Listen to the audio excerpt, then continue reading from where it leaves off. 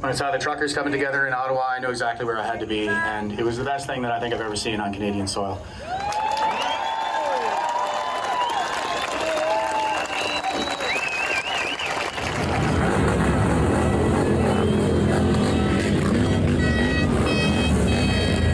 If we had an open and free media that could balance out news reporting like they used to do, shall we call it the old days, like maybe the 60s and 70s, then there would be far more understanding of the true situation in our nation. Open your heart, look deep in your soul, understand and see clearly what you're doing to our great nation, because what is happening right now is extremely unfortunate. Lincoln J for Rebel News here in Ottawa covering the Rolling Thunder Rally. Now, for those of you that don't know, this event was put on by veterans who wanted to pay tribute to the men and women who served our country. Bikers from across the province of Ontario came through the city of Ottawa today to show support for our veterans. At the time I'm filming this, it is now Saturday and things are starting to wrap up for the weekend. It was a mainly peaceful day, although we did see one lady being detained for unknown reasons. You can check out some of the footage right now.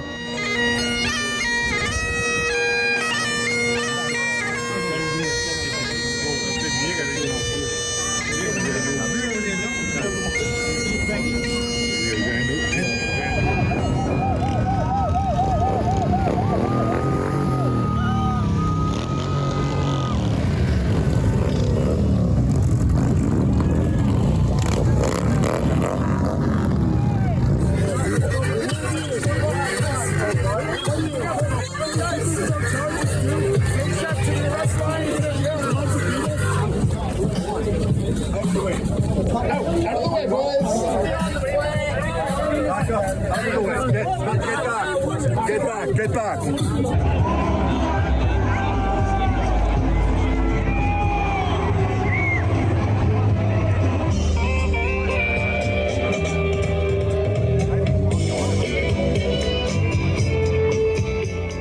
Now, although it was mainly peaceful today, I can't say the same for last night. We actually saw police try to dismantle some of the supporters of the rally from Rideau Street, which is just a few minutes walk from here. Have you ever been unsure of your rights as a Canadian citizen? Well, if that's the case, we have something just for you. In my hand here, I'm holding a freedom passport. Inside, it lists all of your rights as a Canadian citizen. If you want your own copy, you can go to freedompassport.ca and get one for yourself. Check it out. They were actually using some of the same tactics that we saw back in February with the truckers convoy.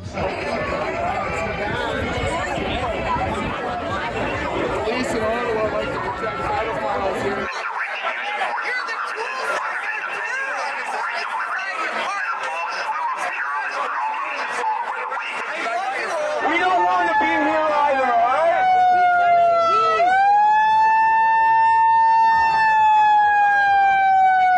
We're annoyed, you're annoyed. We're annoyed, you're annoyed. It's kind of right. It's kind of right.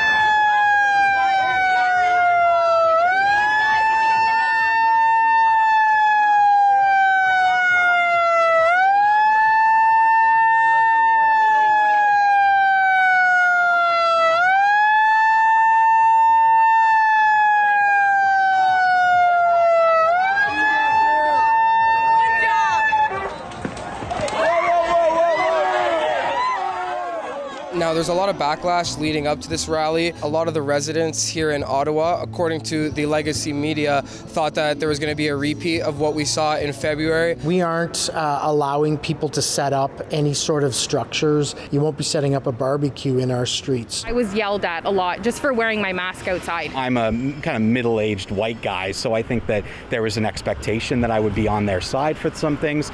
And I think wearing the masks definitely tipped them off that I wasn't. We actually covered a counter-protest on Friday where some of the local residents of Ottawa expressed their frustration with the upcoming rally and the rally we saw back in February. And once again, the residents of Ottawa have been left without a clearly communicated safety plan. This is not a failure of leadership. This is a failure of morals, ethics, and character. Tomorrow we will address my peers on that very thing because I'm bringing a can of brass out. And they can either polish their medals, but it will not polish their reputations. So I would love to this city that we will demand change. Now, with all that being said, I want to show you an interview I did with Canadian veteran Garrick Halinen, and he wanted to express with you guys why it's important for him to be here today, and he wanted to share his thoughts on the backlash regarding this rally. Enjoy the interview, guys.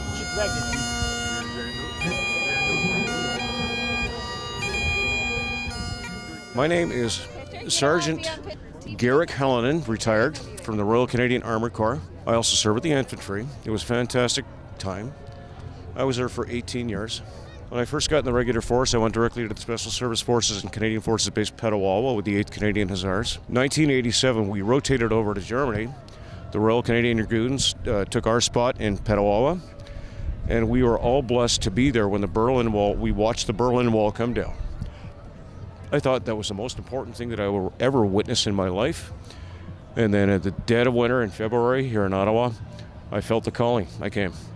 How does it make you feel that so many people try and discredit this movement and try and paint a picture and turn this into something it's not, when it's very obvious, speaking with you, that it's just not the case? I have no feeling for them at all. I have no pity or remorse. I have no anger. Actually, I do have a feeling. I feel love for them because they're our fellow human beings. Everybody needs love. They need freedom. They need their rights intact. And they're our brothers and sisters. They just have a different mindset, that's all. Some of them aren't awake. You know, some people are firm in their beliefs and they'll never change. That's okay. That's understandable. But all is forgiven in the end, isn't it? If we had an open and free media that could balance out news reporting like they used to do, shall we call it the old days, like maybe the 60s and 70s, then there would be far more understanding of the true situation in our nation. It's not here right now because somebody bought the media out.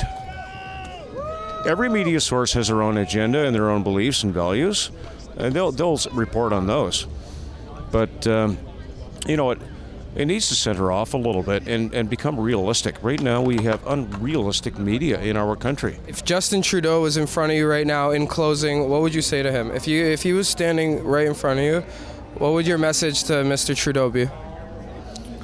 I would say, open your heart, look deep in your soul, understand and see clearly what you're doing to our great nation, because what is happening right now is extremely unfortunate.